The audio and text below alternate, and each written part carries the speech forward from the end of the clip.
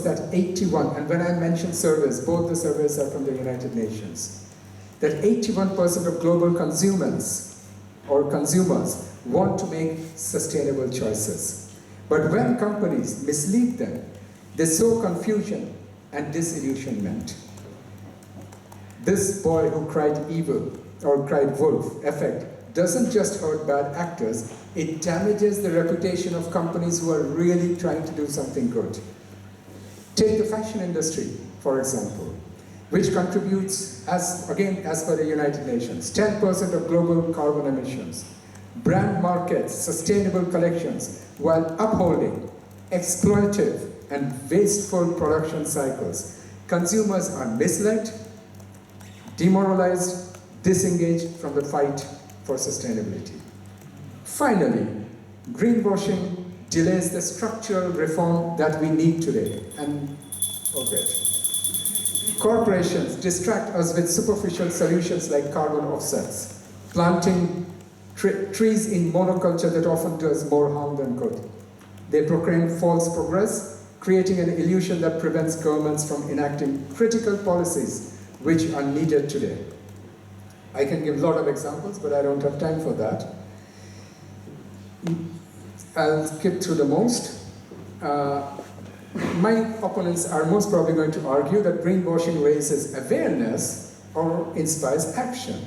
But awareness without authenticity breeds disillusion, not progress. Worse, the funds spent on greenwashing campaigns should have gone instead to real solutions like renewable energy or local conservation efforts. Conclusion, greenwashing does far more harm than good. It diverts resources, betrays consumers, and delays critical reforms which are necessary today. So ladies and gentlemen, with this, I give it.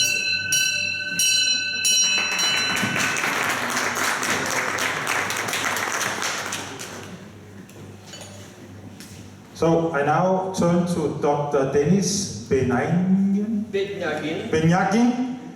captain of the second team, to make the case for the opposition. The word is yours.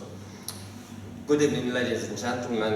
It's a big honor and pleasure to have this opportunity to represent an alternative point of view on the problem of greenwashing. So we are supposed to be kind of bad guys here. I don't know the outcome of the votes, but it appeared from this initial statement. So it's my task to introduce first our distinguished pro-motion team, anti-greenwashing. So, of course, you all know our chairman and president and I would say guru for me of our sustainability and impact investment movement, Ben. I've known him for about 7 years, and then we started first meetings in Zurich. I'm the evil guy coming from greenwashing. I would share some dark side of his personality. So he was also working for this greedy corporate world, corporate finance, structuring deals for oil and gas. And then imagine this oil and gas goes into this power generation, and then people get light during winter heating and they can survive. And after deals, they produce these fertilizers that spoil the soil, and then like billion people get food from this, and whatever other project like Africa infrastructure, all that poor people get out of poverty because of all that pollution that he created. So I like that probably he met with Al Gore during his Mr. Obama inauguration, so Al Gore's definitely taught Ben how to make money with this clean CO2 air. And I like that now we have him as a leader of the opposing team. Second person will be Diane Rose. Yeah. So she is a seasoned sustainability expert with masters in environmental technology and she works as an ESG research director with the company named InSeek AI. Definitely, there are a lot of AI that has the potential to make our world more sustainable. So why not drop in all that old guys who learned sciences, engineering in their schools with old textbooks? So definitely, let's expect AI will do a better job than old bald guys. Thank you. And the third person, oh, this is a brilliant mind, Michel Soavi. Yeah?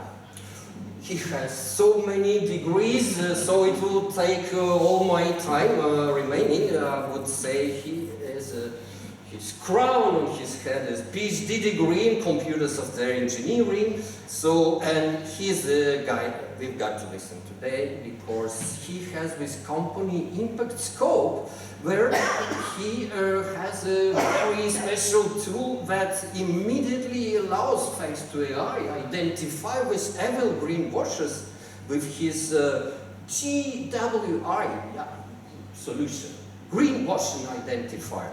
So I just have one question to Michel, maybe he will cover it later on. On his side, he has this famous green company, Siemens. Yeah, and everything what I know about Siemens is some engineering works on wind turbines, solar, where a lot of fossil fuels are involved. So let me pass to the last speaker, Michael Ensch. Yeah? Ensch, yeah, that's German. You okay. seem touchy on your name. Okay, Michael Ensch.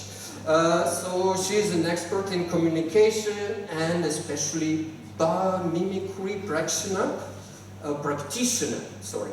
And I think that's a person we've got to listen in the end because once we run out of oil, either we consume it all or we forbidden. So that's nature where we have to live without anything that is being manufactured with us. So, Ben, thank you very much. The team. No, go ahead with your... Oh, it will be mine. Yes. Okay, so...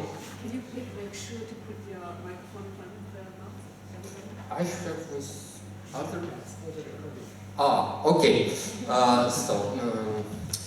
Once again, it's a big pleasure, especially Christian, our Master of Ceremony, for letting our team to defend this pro-greenwashing position. If such a debate would take place like 20 years ago, when I just started my research career at the TFL, and I discovered this problem of global warming, greenhouse effect. So I would definitely be on the other side. So I was like with Greta Thunberg, who is now PhD at honoris in theology somehow from Helsinki University. And I was screaming left and right, all my friends, guys, what are you doing? You are destroying the planet.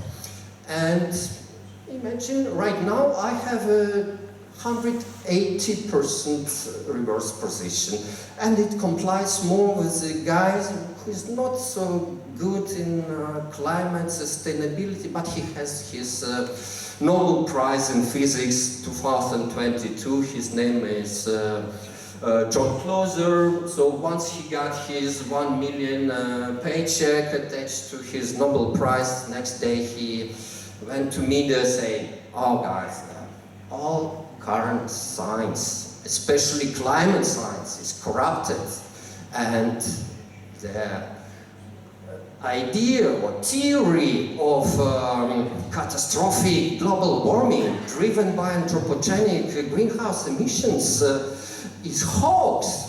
So that triggers some reflection in the mind of a former scientist, turned entrepreneur, advisor, and now going back to academia. So what made this whole path? probably the most important point in my academic career. Very first project I've been working on at EPFL was about integrated assessment modeling and evaluation of the international carbon trading markets. So it was in 2002, 2003. Our lab had a mandate from the World Bank and Swiss Confederation to provide arguments in order to convince government of China to ratify Kyoto Protocol. So how can you do it? Show them the money. So what I did in my research lab, and it was the topic of my thesis, just looking into all these climate models, energy system models, econometric models, macroeconomic models, combining them into so-called integrated assessment models. So I've done my calculations. I come up with a multi-billion revenue for China. So my professor reported it to the government of China, to the World Bank. Kyoto Protocol was ratified, and the whole story began. And in the meantime, I've had the defense of my master dissertation. There was an expert working for World Bank. It was nice, and the last question from him was, boy, what's wrong? Probably wrong or not so good in your thesis. I said, you see, I'm calculating here value of carbon emission reductions. So, according to methodology of this Kyoto Protocol clean development mechanism, they are zero carbon. They have zero carbon footprint. But it takes energy, it takes a lot of materials to manufacture them. And the amount of this expected carbon emission reduction could be wrong. And he said, relax, boy. We are doing this not because of climate, not because of environment. We are doing it because we need an alternative energy supply option to increase energy security. So we keep our eyes wide shut, forget about it. And even more, so all these projects that receive this carbon finance, they don't fail to meet this investment additionality criterion. So no one put money into loss making. So guys, thanks for your attention. That's something we have to think about. Thank you very much. Thank you.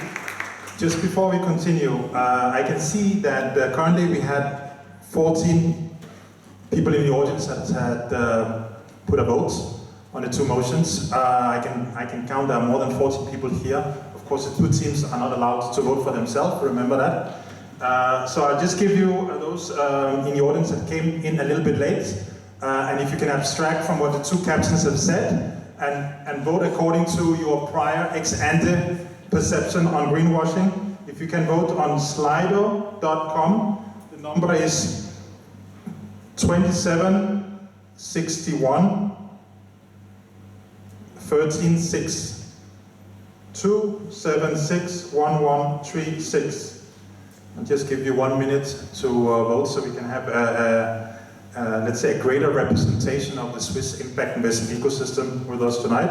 Before I pass the microphone to the second speaker of the proponents of the motion, Mrs.